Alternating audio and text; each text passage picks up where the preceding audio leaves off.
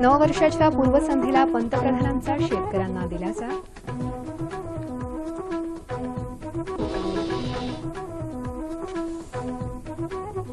आणि नोटबंदीचा कृषी क्षेत्रावर परिणाम नाही, केंद्रीय कृषी मंत्री राधामोहन सिंह.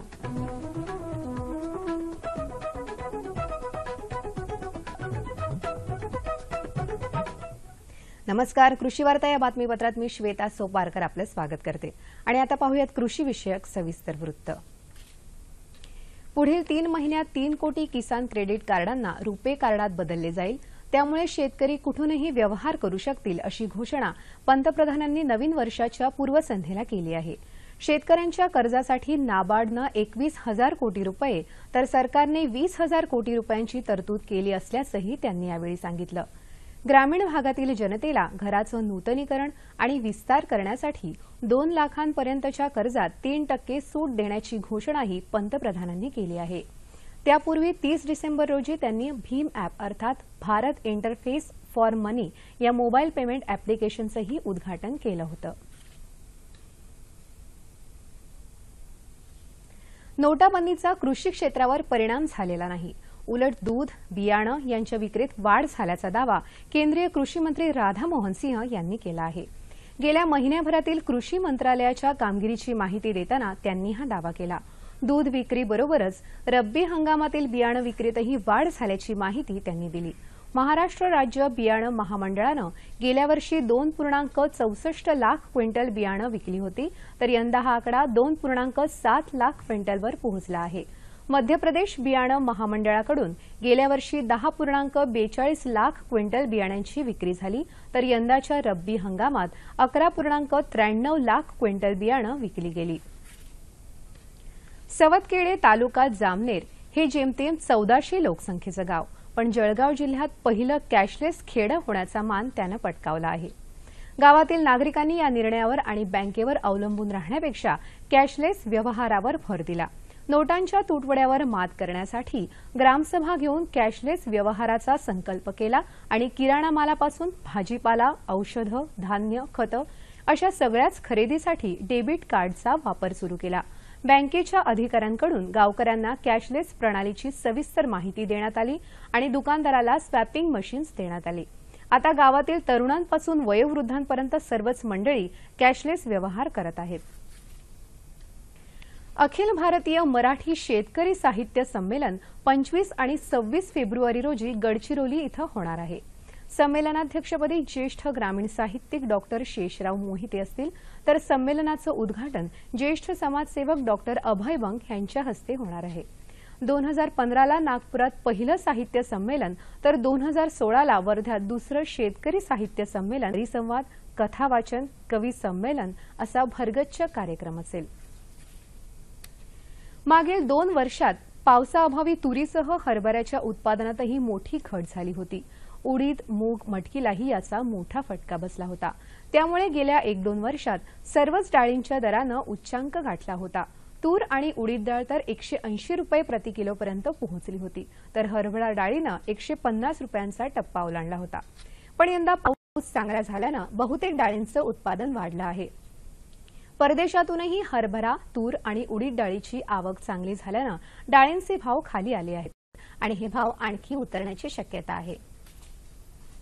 आणि आता पाहूयात बाजारभाव.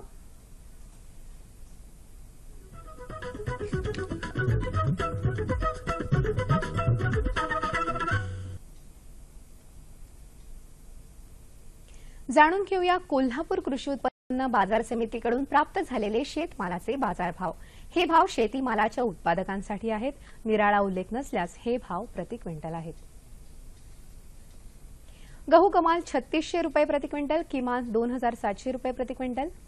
तांदूळ 5000, 2200. मसूर 19500, 7500. शेंगदाणे 8500, 7600. गूळ 4590, 3500. टोमॅटो 180, 100. पडवळ 200, 150. फ्लॉवर 180, 100 आणि मिरची कमाल 2400 रुपये प्रति क्विंटल, किमान 1000 रुपये प्रति क्विंटल. बाजारभावाविषयक अधिक माहितीसाठी www.agmarknet.nic.in या संकेतस्थळाला भेट द्या. आणि आता पाहूयात हवामान वृत्त.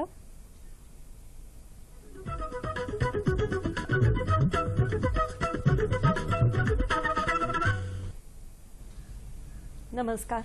महाराष्ट्र राज्यातील हवामानाचा आढावा घ्यायचा झाला तर गेल्या 24 तासात संपूर्ण राज्यात हवामान कोरडे होते. तसेच पुढील 5 दिवसही राज्यातील हवामान कोरडेच राहण्याची शक्यता आहे. राज्यात सर्वात कमी किमान तापमान जळगाव येथे 9.5 अंश सेल्सिअस नोंदवले गेले. कोकणात चवळी, वाल, कुळीथ इत्यादी पिकांवर मावा व पाने पोखरणारी अळी या किडींचा प्रादुर्भाव होण्याची शक्यता असल्याने नियंत्रणासाठी 15 मिलीलीटर डायमेथोएट प्रति 10 लिटर पाण्यात मिसळून पिकावर फवारावे. सूर्यफूल, मोहरी पिकांना वेळेवर पाणी द्यावे. वापसा अवस्थेत भुईमुगाची पेरणी केल्यानंतर 3 दिवसांनी हलके पाणी द्यावे व नंतर 10 ते 12 दिवसांच्या अंतराने पिकाला पाणी द्यावे. काजूमध्ये बहुतेक ठिकाणी आलेल्या नवीन मोहरावर ढेकण्या व फुलकिडे या किडींचा प्रादुर्भाव आढळून येण्याची शक्यता आहे.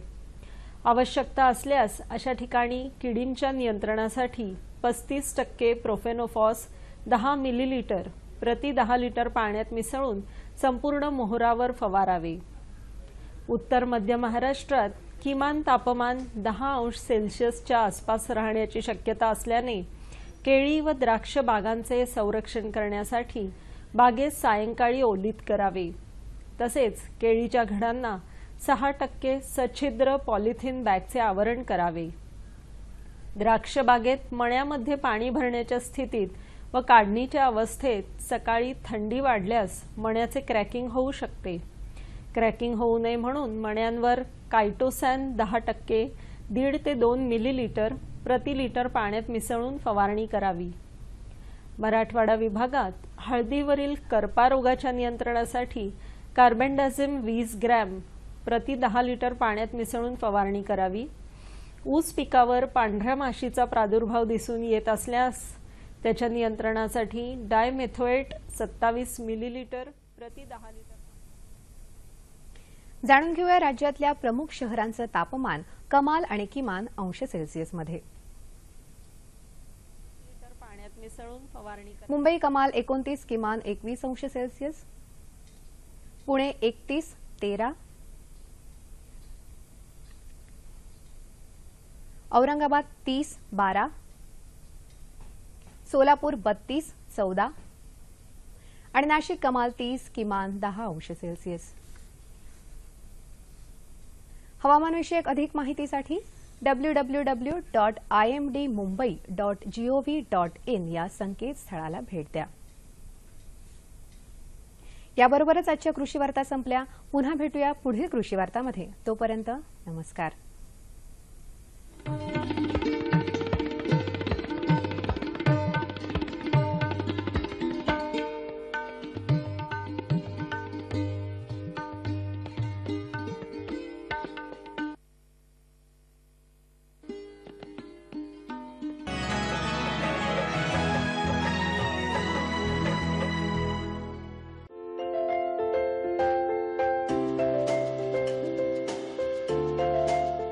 नमस्कार.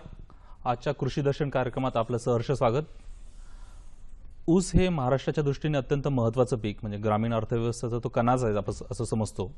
त्या ऊसामध्ये अनेक समस्या आहेत आणि कीड आणि रोग ही महत्त्वाची समस्या तर आहेच. आपल्या महाराष्ट्रामध्येच शेतकऱ्यांनी उभी केलेली एक वसंतदादा शुगर इन्स्टिट्यूट नावाची संस्था आहे. त्या संस्थेमध्ये ऊसाच्याच एकाच पिकावरती संशोधनापासून तर अनेक मोठ्या मोठ्या गोष्टीवरती संशोधन सुरू असतं. अनेक शेतकरी ऊस उत्पादकांच्या समस्या तिथे सोडवल्या जातात. तर अशाच संस्थेचे वैज्ञानिक शास्त्रज्ञ राजाराम यादव सर आज आपल्या सोबत आहेत आणि ते आपल्याला खोडकिडीचं एकात्मिक जे नियंत्रण आहे त्याविषयी मार्गदर्शन करणार. यादव सर नमस्कार. नमस्कार. एक मला सांगा की प्रत्येक पिकावर कीड असते. ऊस हे महाराष्ट्राच्या दृष्टीने अत्यंत महत्त्वाचं पीक आहे. तर या ऊसावर नेमक्या कुठल्या किडी येतात? ऊस हे महत्त्वाचं पीक आहे आणि या ऊसामध्ये पूर्वी किडी फार कमी होत्या, परंतु मागील 10-12 वर्षामध्ये आपण सर्वांनी ऐकलेलं आहे ग्लोबल वॉर्मिंगमुळे वातावरणामध्ये बराच बदल झालेला आहे. बरोबर. त्यामुळे सर्वच पिकातल्या कीड रोगांचं प्रमाण हे वाढलेलं आहे. त्याचप्रमाणे ऊसामध्ये सुद्धा बऱ्याच किडींचा प्रादुर्भाव वाढलेला आहे. प्रमुख कीड म्हणजे ऊसावरील खोडकीड, कांडी कीड, ऊसावरील शेंडेकीड, ऊसावरील पांढरी माशी, ऊसावरील लोकरी मावा, तसंच हुमणी ही कीड सर्वच पिकामध्ये आढळते. ती ऊसामध्ये सुद्धा मोठ्या प्रमाणात आढळते. हां सर, तुम्ही अनेक किडींचं सांगितलं, पण खोडकीड ही महत्त्वाची कीड आहे असं सांगितलं. त्यामुळे किती ह्या पिकाचं नुकसान होतं त्याविषयी काय विस्ताराने सांगाल तुम्ही? खोडकिडीमुळे ऊसामध्ये कमीत कमी 10% 70-80% पर्यंत नुकसान होतं. सरासरी 20 ते 30% उत्पन्नामध्ये आणि 1 ते 1.5% साखर उतार्यामध्ये घट ही खोडकिडीमुळे होत असते. सर, ही खोडकीड जेव्हा शेतामध्ये येते, शेतकरी तर शेतामध्येच काम करत असतात, त्यांनी ओळखावी कशी म्हणजे हीच खोडकीड आहे? याबद्दल काय सांगाल तुम्ही? खोडकीड ही आपण ऊस लागण केल्यानंतर पहिल्या महिन्यापासून 4-5 महिन्यापर्यंत कांड्या सुटण्या अगोदर आपल्याला दिसून येते. आपण जर बारकाईनं पाहिलं तर ऊसाची पानं हिरवीगार असतात, परंतु मधला पोगा वाढलेला असतो. त्याला शेतकरी पोंगामर किंवा खोडकीड असं म्हणतात. आपण हा जर पोंगा उपसून बघितला तर तो सहज उपसून येतो आणि त्याला कुजल्यासारखा वास येतो. त्याला आपण खोडकीड म्हणतो. पण ह्या खोडकिडीच्या प्रादुर्भावाचा काय हंगाम असा ठरलेला आहे का विशिष्ट? खोडकीड ही कोल्हापूरपासून नागपूरपर्यंत संपूर्ण महाराष्ट्रामध्ये आढळते. हंगामाचं जर सांगायचं म्हटलं तर ऊस शेतीमध्ये आडसाली, पूरहंगामी आणि सुरू असे 3 हंगामामध्ये लागवड केली जाते. बरोबर. त्यापैकी सुरू हंगामामध्ये म्हणजे जानेवारी, फेब्रुवारी, मार्चमध्ये जी लागवड केली जाते तर त्या हंगामामध्ये खोडकीडीचा प्रादुर्भाव जास्त दिसतो आणि आडसाली आणि पूर्व हंगामी हंगामामध्ये खोडकीडीचा प्रादुर्भाव कमी दिसतो. परंतु आजकाल आडसालीमध्ये सुद्धा जून जुलैमध्ये पाऊस जर कमी असेल, ढगाळ वातावरण असेल तर आडसालीमध्ये सुद्धा थोडाफार प्रादुर्भाव वाढायला लागलेला आहे. तसंच काही लोक सप्टेंबरमध्ये लागवड करतात आणि ऑक्टोबर हीटमध्ये सुद्धा जर पाण्याचा ताण असेल आणि तापमान वाढलं तर त्यावेळेला सुद्धा खोडकीचा प्रादुर्भाव हा जास्त दिसून येतो. पण सर्वसाधारणपणे सुरू हंगामामध्ये आणि उशिरा लावलेल्या लागणीमध्ये खोडकीचा प्रादुर्भाव हा जास्त दिसतो. सर, खोडकिडीचा प्रादुर्भाव होतो शेतामध्ये, पण त्याची नेमकं नुकसान कशा प्रकारे होतं म्हणजे ते कसं सांगाल तुम्ही? नुकसान म्हणजे खोडकिडीची अंडी असतात ते पानावरती अंडी असतात आणि पहाटेच्या वेळी या अंड्यातनं आळी बाहेर येते. तिच्या तोंडातून एक चिकट धागा तयार करून खाली खोडाच्या जवळ येते आणि खोडाजवळ एक किंवा जास्त छिद्र तयार करून खोडामध्ये शिरते आणि खोडातला आतला गाभाच खाऊन टाकल्यामुळं वरती जाणारा पाणीचा सप्लाय किंवा खतं पाण्याचा सप्लाय हा बंद होतो. त्यामुळे ऊसाची वाढ थांबते आणि तो पोगा तिथंच वाळून जातो. सर, हे सगळी जी नुकसानी आहे खोडकिडीमुळं, पण याचा नेमका प्रादुर्भाव कोणत्या कारणामुळे होते ती शेतकरी बंधूंना माहिती दिली पाहिजे मला असं वाटतं. खोडकीडीचा प्रादुर्भाव हा प्रामुख्यानं पाण्याची कमतरता असेल आणि तापमानामध्ये वाढ झाली तर खोडकीड जास्त येते. म्हणून जानेवारी फेब्रुवारीमध्ये लागवड केली असेल तर मार्च एप्रिल मे महिन्यामध्ये पाण्याचा ताण शक्यतो पडतो आणि तापमान जास्त असतं त्यामुळे ती जास्त येते. किंवा ऑक्टोबर हीटमध्ये जास्त येते किंवा जून जुलैमध्ये पाऊस कमी असेल, ढगाळ वातावरण असेल तर त्यावेळेला पण दिसून येते. सर, शेतकरी बंधूंनी ह्या किडीचं नियंत्रण करणं फार महत्त्वाची गरज आहे. त्याचे कुठले कुठले असे प्रकार आहेत आणि कुठल्या अशा पद्धती आहेत जेणेकरून या किडीवरती आपण नियंत्रण करू शकतो? खोडकिडीमध्ये मशागती उपाय आहेत, जैविक उपाय आहेत, रासायनिक उपाय आहेत. लागवडीचा हंगाम पाळणं महत्त्वाचं आहे. तर सुरुवातीपासून जर आपण बघितलं तर आडसाली आणि पूर्व हंगामी लागवड केली तर खोडकीड कमी येते. सुरूमध्ये किंवा उशिरा लागवड केली तर खोडकीड जास्त येते. लागवड केल्यानंतर वेळेवरती बाळ बांधणी, मोठी बांधणी, मशागतीची कामं वेळेवरती केली तरीसुद्धा खोडकीड कमी येते. त्यानंतर आपण ऊसामध्ये पाणी व्यवस्थापन असेल, खत व्यवस्थापन असेल, या गोष्टीचा फार महत्त्वाच्या आहेत. पाण्यामध्ये ताण पडला तर खोडकीड जास्त येते. म्हणून आपण दोन पाण्याच्या पाण्यातलं अंतर कमी ठेवणं किंवा ठिबक सिंचन किंवा तुषार सिंचनचा वापर करून कायम वापसा कंडिशन आपण जर ठेवली तर खोडकीचं प्रमाण कमी येतं. त्याचप्रमाणे आपण जर माती परीक्षण करून खतांचं नियोजन केलं, फक्त नैसर्गिक खतांचा वापर जास्त न करता संतुलित खतांचा वापर केला तरीसुद्धा खोडकीड ही कमी येते.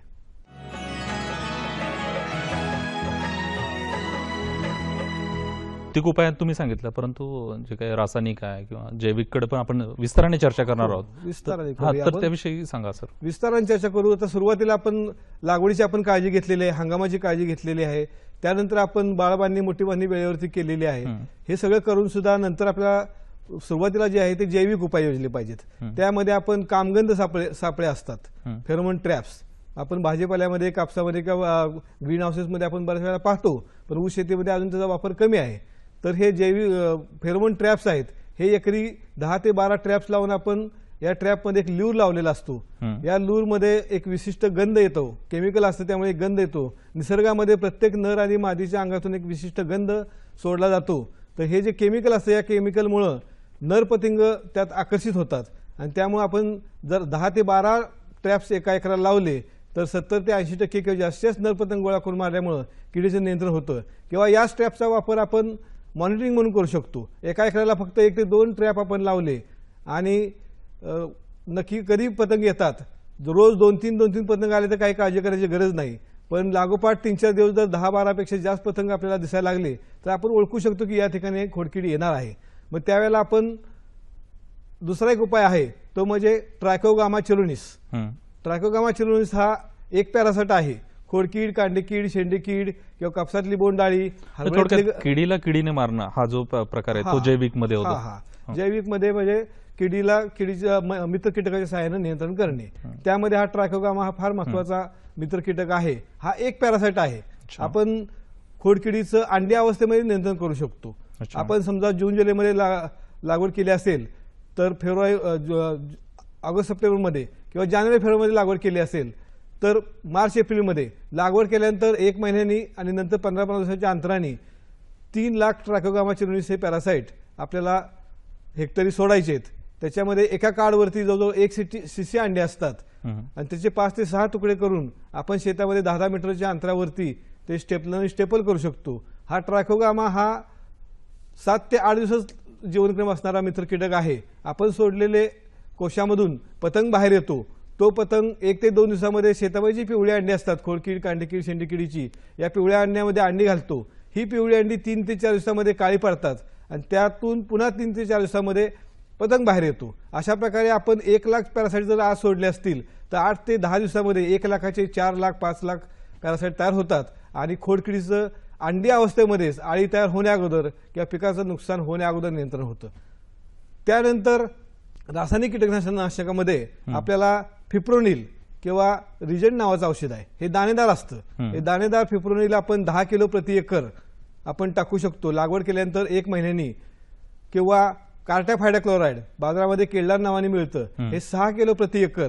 किंवा क्लोरॅन्टोनेलिप्रोल हे एक नवीन आता औषध आलेलं आहे. हे क्लोरॅन्टोनेलिप्रोल हे लिक्विडमध्ये येतं, आपल्याला कोराजेन नावाने मिळतं. थोडंसं महाग आहे, परंतु जर खोडकीड 15-20% जास्त असेल तर त्या ठिकाणी आपण कोराजेन नावाचं जे औषध आहे, हे कोराजेन 150 मिली 1000 लिटर पाण्यामध्ये फवारणी आपण एका हेक्टरसाठी केली तर चांगल्या प्रकारे नियंत्रण होतं.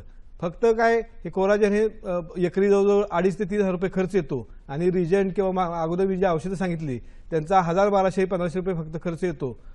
तर त्यासाठी आपल्याला प्रमाण जर 15% आत असेल तर आपण रिजंट वगैरे वापरायचं आहे आणि खोडकीचं प्रमाण 25-30% जास्त असेल तर त्या ठिकाणी कोराजेनची आपण फवारणी घ्यायची आहे. निश्चितपणे भौतिक उपाय तर आहे, त्याच्यावर रासायनिक उपाय आहेत आणि जैविक तर ते मला वाटतं निसर्गाच्या सगळ्यात जवळचे सर आहेत. सर, हा रोग येऊच नये तर यासाठी काही अशा प्रतिकारक असे वाण आहेत का, किंवा याच्यासाठी आपण लागवड करतानाच विशेष अशी काळजी जर घेतली तर खोडकिडीपासून आपण ऊस शेती वाचू शकतो का, याबद्दल काय सांगाल तुम्ही? हो, आता जसं आपण कापसामध्ये बीटी कॉटन आलेलं आहे तसं ऊसामध्ये सुद्धा बीटी शुगरकेन काढायचं प्रयत्न व्यवसायामध्ये मोलिक्युलर बायोटेक्नॉलॉजी एक सेक्शन वेगळं आहे आणि त्या ठिकाणी आपण रेणवीय पद्धतीनं ऊसावर खोडकीड येणारच नाही असं बीटी ऊस तयार करायचं काम सुद्धा आपण सुरू केलेलं आहे. त्याचप्रमाणे नवीन नवीन आपण जाती तयार करत असताना सुद्धा कीड आणि रोग कमी येणाऱ्या जाती आपण तयार करत असतो. तर कमी कीड रोग येणारी जातीचा वापर करणं, वेळेवरती लागवड करणं, खतं माती प्रक्रियेनुसार व्यवस्थित वापरणं, फक्त युरियाचा वापर जास्त न करणं, तसंच पाण्याचा सुद्धा संतुलित वापर करणं. कारण कीड ही शक्यतो पाणी फार कमी पडलं किंवा पाणी जास्त झालं तरी सुद्धा कीड वाढते. म्हणून आपण ठिबक सिंचन किंवा तुषार सिंचन पद्धतीनं पाणी व्यवस्थापन करणं, या सर्व गोष्टी आपण जर केल्या तरी आपल्याला सुरुवातीपासूनच कीड येणार नाही. सर, ऊसाच्या शेतीवर नेहमी टीका होत असते की इथे भरमसाठ पाण्याचा वापर होतो आणि अलीकडे सगळ्याच स्वयंसेवी संस्था असाल, शेतकरी पण जागरूक होत आहेत की ठिबक सिंचनाचा जास्तीत जास्त वापर केला जातो. मला याचा संबंध आहे का, म्हणजे खोडकिडी आणि ठिबक सिंचनाद्वारे कार्यक्षम सिंचनाचा पद्धतीचा वापर करणं याच्याविषयी काय सांगाल तुम्ही? नक्कीच आहे. कसं ते सांगा? खोडकीड ही शक्यतो पाण्याचा ताण पडला आणि तापमान जास्त असेल तर खोडकीड ही जास्त पडते. आणि शेतकरी पूर्वीपासून जी पाण्याची पद्धत होती त्यामध्ये 15 दिवसापासून 1 महिन्यापर्यंत पाण्याचा 2 पाळ्यातलं अंतर हे असायचं, त्यामुळे पाण्याचा ताण पडायचा. पण ते जर आपण ठिबक सिंचन केलं आणि रोज गरजेनुसार 1-2 तासच फक्त ठिबक सिंचन चालवलं, कायम पाण्याचा वापसा आपण जर ठेवला तर खोडकीड ही नक्कीच कमी येते. सर, खोडकिडीचा तर विषय आहे, पण त्या व्यतिरिक्त अनेक अशा महत्त्वाच्या किडी आहे. म्हणजे आपल्याला आठवतं की 9-10 वर्षी लोकरी माव्याने ज्या पद्धतीने महाराष्ट्रामध्ये थैमान घातलं होतं आणि ऊस उत्पादक शेती हैराण झाला होता. तर इतर किडीविषयी थोडंसं सविस्तर सांगा, म्हणजे जेणेकरून शेतकऱ्याला काळजी घेता येईल. हो, बरोबर आहे. आपल्या सर्वांना माहिती आहे महाराष्ट्रामध्ये 2002, 3, 3-4 मध्ये लागोपाठ 2 वर्ष दुष्काळ पडला. त्यावेळी ऊसावरील लोकरी मावा ही कीड फार मोठ्या प्रमाणात वाढली होती. त्यावेळेला जवळजवळ 50 ते 60% ऊसाचं क्षेत्र कमी झालं होतं. तसंच 1.5 ते 2% साखर उताराही कमी झाला होता. परंतु नंतर त्या लोकरी माव्याला खाणारे मित्र कीटक, जाळीवाली आळी शेतकरी ज्याला म्हणतात, डायफा ऍफिडोरा किंवा मगरी आळी, मायक्रोमस नावाची कीड ज्याला शेतकरी मगरी आळी म्हणतात, किंवा भाला आळी, अशा 2-3 प्रकारच्या आळ्या त्यावेळेला आपण निसर्गातून शोधून काढल्या. कोल्हापूर, सांगली भागातून त्या गोळा केल्या आणि संपूर्ण महाराष्ट्रामध्ये त्याचं वाटप केलं. VSIने केलं, विद्यापीठाने केलं, तसंच कारखान्यातील अधिकारी वर्गाने केलं. सर्वांनी प्रयत्न केल्यामुळं हे मित्र कीटक शेतामध्ये स्थिरावले आणि नंतरच्या 10 वर्षामध्ये आपण जर बघितलं तर 4-5 नंतर जवळजवळ 15-16 पर्यंत तसा लोकरी मावाचा प्रादुर्भाव हा कमी झालेला होता. परंतु मागच्या वर्षी पुन्हा एकदा लागोपाठ 2 वर्ष दुष्काळ पडल्यामुळं पुन्हा एकदा लोकरी मावाची प्रादुर्भाव हा वाढलेला आपल्याला दिसून येतोय. तर लोकरी मावा येऊच नये म्हणून एक तर 2 सरीतलं अंतर वाढवणं गरजेचं आहे. पाणी जास्त साठून राहिलं किंवा दुष्काळी परिस्थिती असेल तर दोन्ही ठिकाणी दोन्ही वेळेला लोकरी मावा कीड वाढत असते. म्हणून आपण 2 सरीतलं अंतर वाढवणं आणि व्यवस्थित पाणी देणं हे सुद्धा गरजेचं आहे. त्याचबरोबर ह्या ज्या मित्र कीटक आहेत, डायपा ऍफिडोरा म्हणजे जाळीवाली आळी किंवा मायक्रोमस, या आळ्या सुद्धा शेतामध्ये असतातच. आडसाली पिकामध्ये किंवा खोड्यामध्ये हे लवकर तयार होतात. तर त्या आडसालीची तोड चालू असताना किंवा खोड्याची तोड चालू असताना ज्या ठिकाणी या जाळ्या असतात, लोकरी मावा शेजारी जाळी असते, ती जाळी असणारी तिथं कोश असतात, आळ्या असतात, तर ती पानं कट करायची किंवा मगरी आळी असणारी पानं कट करायची आणि आपल्या शेतामध्ये आणून लावायची.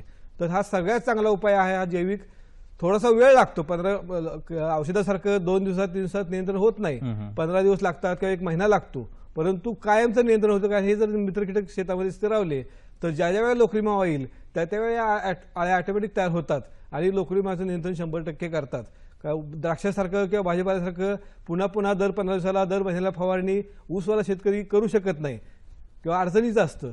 म्हणून मित्र कीटक ही ऊस हे 12 महिन्यापेक्षा जास्त राहणारं पीक असल्यामुळं या ठिकाणी 90% पासून 100% पर्यंत नियंत्रण हे मित्र कीटकामुळे झालेलं आहे आणि होऊ शकतं. म्हणून त्या आळ्या वाढण्यासाठी आपण प्रयत्न केला पाहिजे. आपल्याला असतील तर कुठलंही औषध फवारायचं नाही, नसतील तर ज्या ठिकाणी जे असतात तिथली पानं कट करायची आणि आपल्या शेतामध्ये लावायची. फक्त मजुरी खर्च आहे, हे कुठेही विकत मिळत नाही, पण 100% नियंत्रण होऊ शकतं.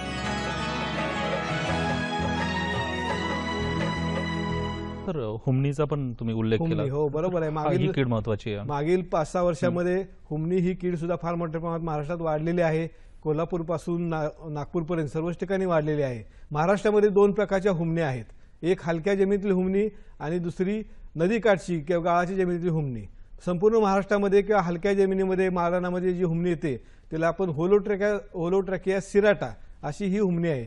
तीही हुमणीचे जे भुंगेरे असतात, हे भुंगेरे लिंब आणि बाभळीची पानं खातात. तर वळवाचा पाऊस सुरू झाल्यानंतर आपण जर बारकाईनं पाहिलं तर लिंब आणि बाभळीची पानं इंग्रजी सी आकारात खाल्लेली असतात किंवा शेंडे कुरतडलेले असतात.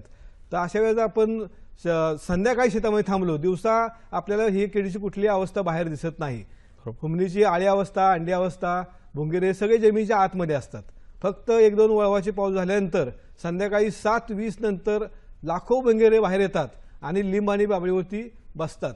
पहिले 10-15 मिनिटात किंवा अर्ध्या-पाऊण तासामध्ये आपण जर लिंबाची पानं फांदी हलवली तर ते खाली लगेच पडतात आणि ते पडलेले गोळा करून आपण राखेल मिश्रित पाण्यात टाकून मारू शकतो. बऱ्याच कारखान्यांनी सामुदायिक योजना राबवलेल्या आहेत की त्या ठिकाणी ₹1 एक भुंगेरा किंवा 200-300 रुपयाला 1 किलो भुंगेरे विकत घेतले आणि या किडीचं नियंत्रण चांगल्या प्रकारे केलेलं आहे. मीसाठी आपल्याला जर जैविक नियंत्रण करायचं असेल तर जूनमध्ये आपण मेटारायझियम किंवा बिवेरिया बॅशियाना हे जे बुरशी आहेत हे सेपरेट पण बाजारामध्ये मिळतात. मेटारायझियम वेगळी मिळते, बिवेरिया वेगळी मिळते, किंवा आमच्याकडे वेस्टमध्ये बीव्हीएम नावाचं एकत्रित असं सुद्धा एक जैविक कीटकनाशक तयार केलेलं आहे.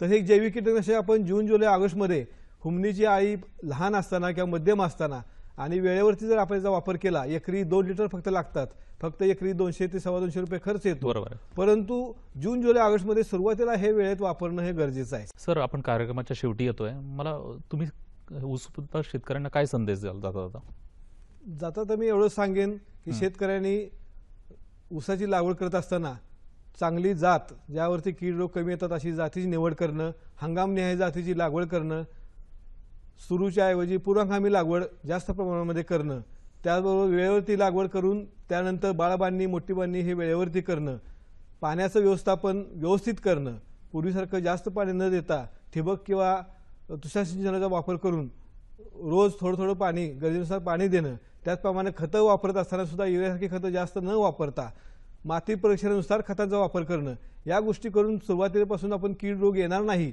याची काळजी घेणं हे गरजेचं आहे.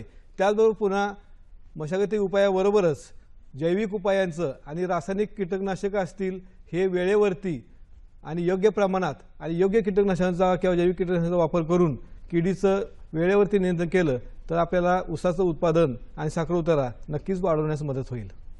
सर, ऊस हे महाराष्ट्राच्या दृष्टीने अत्यंत महत्त्वाचं पीक आहे. त्याचं आर्थिक आणि सामाजिक योगदान मोठं आहे आणि वसंतदादा शुगर इन्स्टिट्यूट सारखी एक बहुमोल अशी संस्था या ऊस पिकासाठी डेडिकेटेडली काम करते. आज तुम्ही या संस्थेच्या माध्यमातून इथे आलात, केवळ जैविकच नव्हे तर रासायनिक, भौतिक या सगळ्या उपायांची माहिती दिली, जेणेकरून ऊस पिकामध्ये एकात्मिक किडीचं नियंत्रण कशा प्रकारे होऊ शकेल याची माहिती मिळाली. सर, आपण इथे आलात आणि ही मोलाची माहिती दिली त्याबद्दल आपलं धन्यवाद.